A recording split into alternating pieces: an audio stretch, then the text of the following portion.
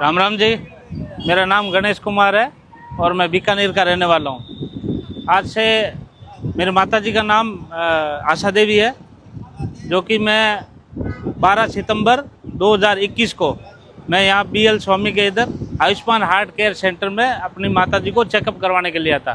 उनके हल्का बहुत दर्द था तो यहाँ पे चेकअप करवाने लाया था, जिसके चेकअप इन्होंने जांच वाँचें की तो उसमें सब नॉर्मल निकला। तो डॉक्टर साहब ने बोला कि भाई जांचें तो नॉर्मल है, लेकिन हार्ट के लक्षण है तो इनको एंजियोग्राफी करनी पड़ेगी। उन्होंने एंजियोग्राफी करने के बाद में उन्होंने बोला कि भाई स्टेंट डालना पड़ेगा और तुरंत ही डालना पड़ेगा। हमने डॉक्टर साहब को बोला मैं क्यों 1-2 दिन बाद में कर लेते हैं, लेकिन डॉक्टर साहब बोले कि भाई हो सकता है उसके बाद में मेरी गारंटी नहीं है, हो सकता है घर पहुँचो ही नहीं एंजियोग्राफी करने के बाद में। लेकिन मैं क्यों चलो ठीक है फिर डालें, स्टेंट डालो, ठीक है। तो फिर एक स्टेंट डाला, उसके बाद में थोड़ी देर बाद में आधा या पौन घंटा बाद में फिर आए एक और स्टेंट डालना पड़ेगा, ब्लॉकेज है लंबा। मैं डॉक्टर साहब हमारे पास तो कोई ऑप्शन था नहीं, मैं डॉक्टर साहब जैसा भी हो मेरी माताजी स्वस्थ हो जानी चाहिए। तो डॉक्टर साहब ने दूसरा स्टेंट और डाल दिया।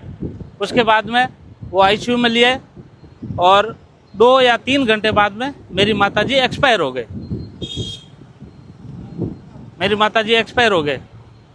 और डॉक्टर साहब को पूछा मैंने, मैं क्यों क्या कारण से हुआ, ऐसा क्यों हुआ? जब आपने बोला बिल्कुल ही सही हो जाएगी तो फिर ऐसा क्यों हुआ?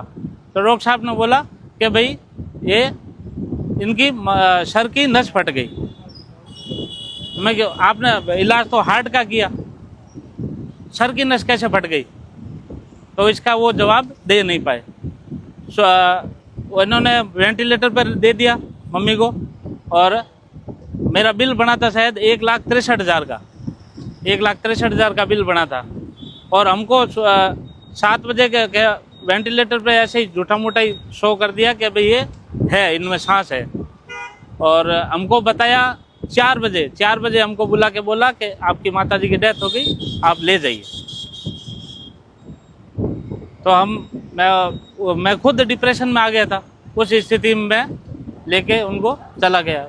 मेरे को ये नहीं पता था कि मैं आज अच्छा भला मोटरसाइकिल पे बाइक पे आया था और आज कफन ओढ़ा के ले जाऊंगा, मेरे को ये नहीं पता था। पर ये जो हॉस्पिटल है आयुष्मान हार्ट केयर सेंटर, इस पे हादसा, मैं तो चलो भगवान को मर्जी जा जो हो गया, लेकिन दूसरे भाई के साथ में ये लापरवाही ना हो, इसीलिए मैं आज ये जो यहाँ पे अनशन चल रहा है, अपना धरना चल रहा है रामनिवास जी कुकणा जी के साथ में, तो मैं उनके साथ में खड़ा हूँ उनके खिलाफ।